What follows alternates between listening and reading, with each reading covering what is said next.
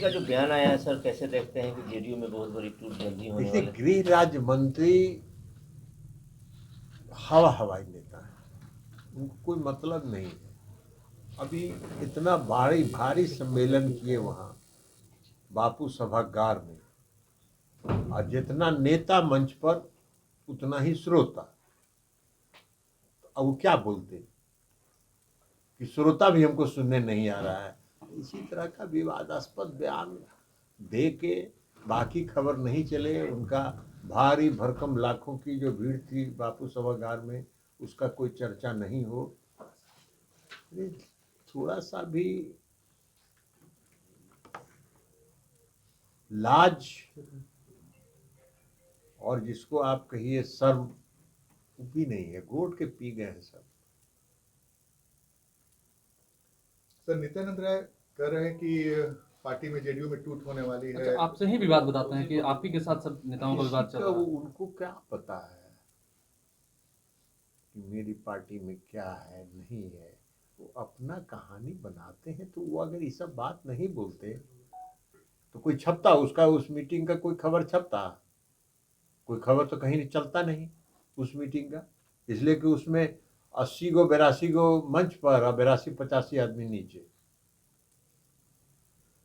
तो टोटल बापू सभागार की क्षमता जान लीजिए, और उनके नेता और श्रोता, वक्ता और श्रोता दोनों को जोड़ के संख्या मिला लीजिए, बराबर बराबर है। जितना वक्ता उतना श्रोता।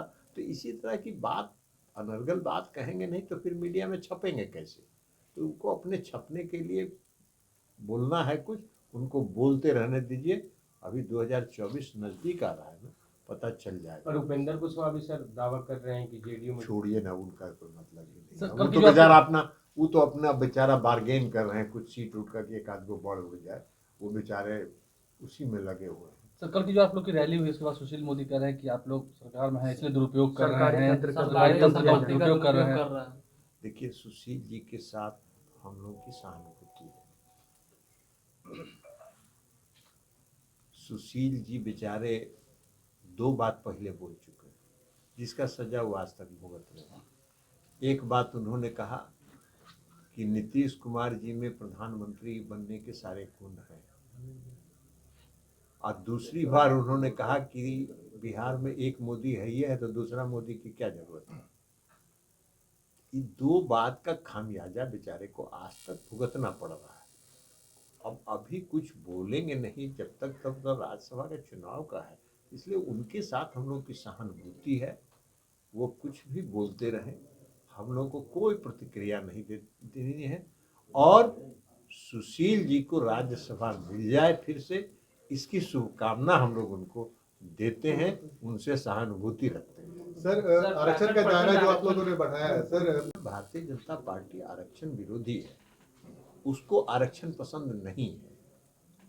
अब बिहार में जाति आधारित गणना हुई, उसके आधार पर जो आबादी के हिसाब से नए आरक्षण की नीति बनी।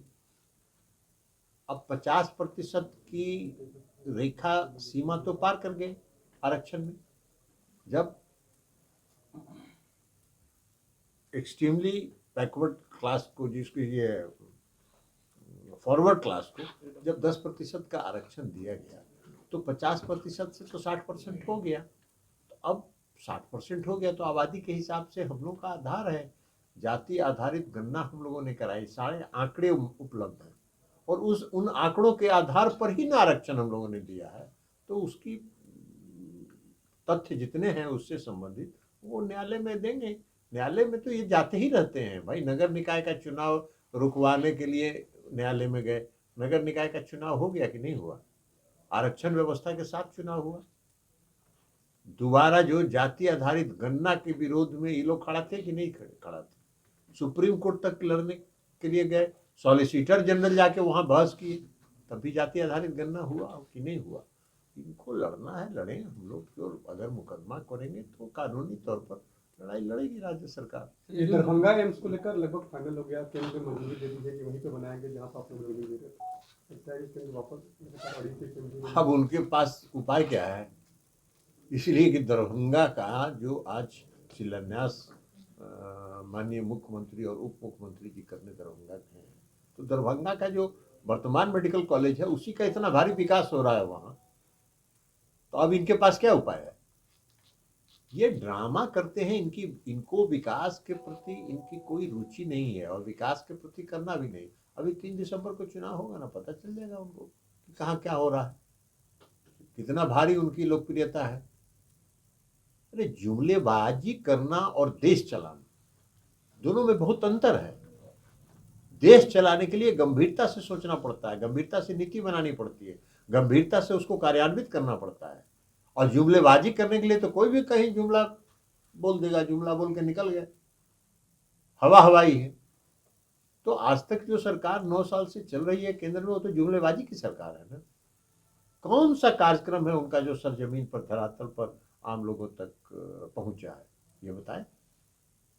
वह उनका उज्ज्वला योजना फेल कर गया, उनका आयुष्मान भारत फेल कर गया। आयुष्मान भारत में सीएजी ने जो रिपोर्ट दिया है वो सबके सामने है।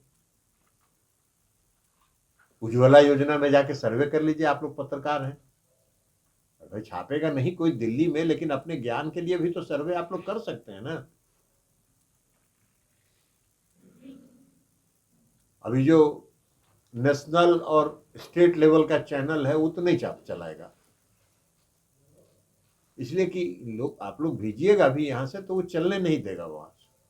वो चलाएगा, उसमें कोई जो नकारात्मक बात है वही करेगा। अब क्या हुआ भाई, जो गृह राज्य मंत्री नित्यानंद राय जी की जो बात कर रहे हैं, किसी चैनल ने चलाया क्या कि जितने वक्ता उतने श्रोता?